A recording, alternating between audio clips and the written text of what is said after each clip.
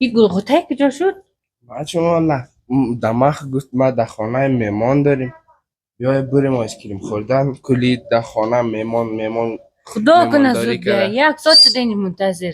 آره دایی چی کارو کردی؟ دایی روز تو بگار خانه مهمان داری ایش میرفت دیگه ایش میرفت دیگه مونده او شما جایم نرفت خوب از خانه بودین.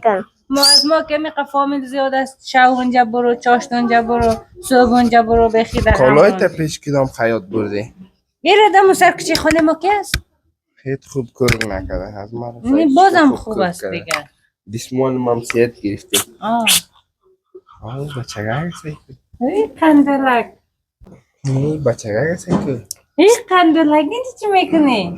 ایوی گل در شما آوردیم. تشکر بینجی بیا چه قندلکه خوب بوی میتاسه چقدر شما رو کالای مقبول پوشیدین.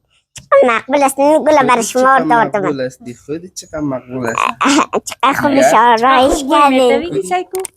آفرین از کجا آوردی گله از اینجا برای شما آوردیم. کتمتی میکنین.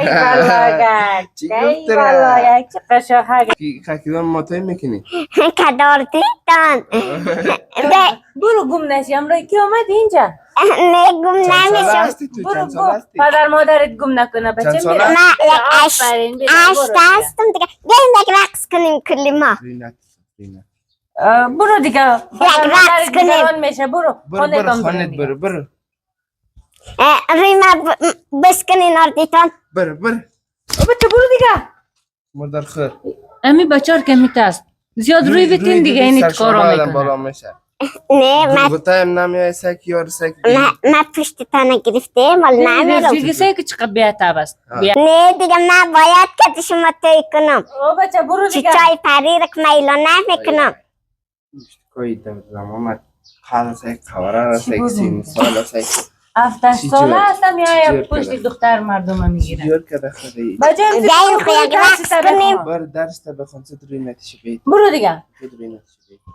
بیا بریم او طرف منتظر بشیم بریم بچه از پشت ما نمیه برو دیگه آلمه رای خانه می طرف است